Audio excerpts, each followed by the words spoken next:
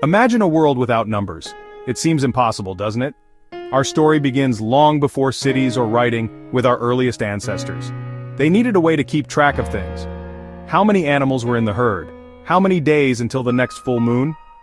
Simple marks began it all. A notch carved into a bone for each day. A line drawn in the dirt for each person. The birth of counting, bringing order to chaos. The Ishango bone, a prehistoric relic discovered in Central Africa, over 20,000 years old.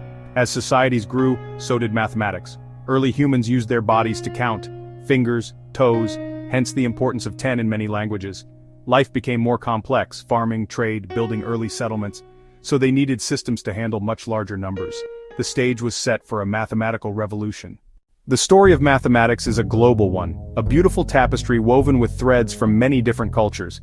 In ancient India, mathematicians made one of the most profound contributions in all of history. They invented the concept of zero. It seems so simple, a symbol for nothing, yet this invention was the key that unlocked our modern numerical world. Before zero, calculations were cumbersome and awkward. With zero and the development of the decimal place value system we use today, arithmetic became elegant and powerful. The brilliant Aryabhata, working in the 5th century, made incredible advances. He advanced algebra and trigonometry, calculating a remarkably accurate value for pi, and correctly explaining that the Earth rotates on its axis. Far to the east, in ancient China, another rich mathematical tradition was flourishing independently. Chinese mathematicians used counting rods placed on a board to perform complex calculations. Their masterpiece is the 9 Chapters on the Mathematical Art, a practical guide to engineering, trade, and taxation. They even used negative numbers treated as debts. Zhu Chongzhi later calculated pi to 7 decimal places. While India and China developed practical tools, the ancient Greeks took a different path. They were fascinated by the why of mathematics. For them, mathematics was a way to understand the universe through pure logic and reason. Euclid's Elements created a complete system of geometry built from simple axioms. Archimedes bridged theory and practice. As the Roman Empire faded and Europe entered the Middle Ages, much of Greek knowledge might have been lost.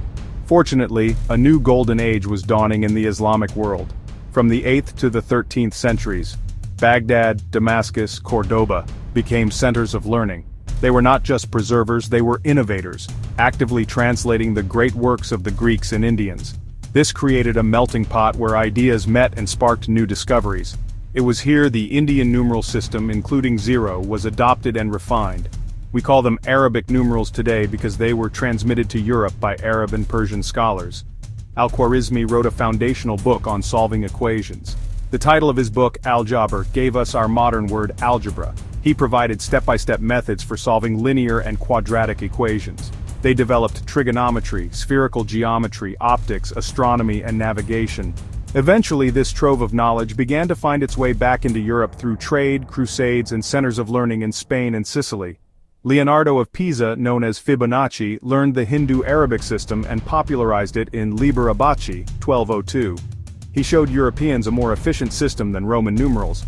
He also included the famous sequence that now bears his name: petals on a flower, spirals of a seashell. The arrival of algebra and Arabic numerals helped fuel the coming Renaissance.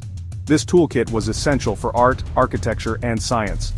Architects used geometry to build domes and cityscapes. Navigators used improved trigonometry to explore the globe. The Renaissance lit a spark that would become a scientific revolution. The Renaissance had lit a spark, and in the 17th century, it burst into a fire of scientific revolution. Mathematics became the language of this new science. Thinkers wanted to understand the laws that governed the world.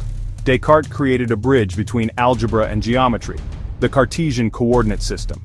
Suddenly, geometric shapes could be described with equations. This allowed analysis of motion and change.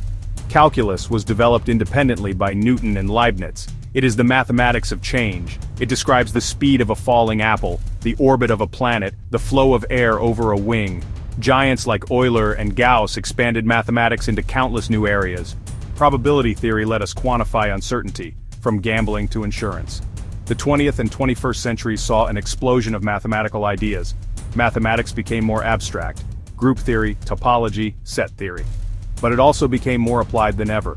Work by Turing and others laid the groundwork for the digital age. Every computer, every smartphone, every app you use is built on mathematics. Binary code, algorithms, and cryptography reshaped our world. New branches like data science and statistics find patterns in vast oceans of information. From the first tally marks on the Ishango bone to the complex algorithms that drive AI, the story of mathematics is human curiosity. It is a journey that has crossed cultures and spanned all of human history. Today, math is the hidden architecture of our modern society. It is the engine of science and technology, and a universal language to solve our greatest challenges. The story is far from over.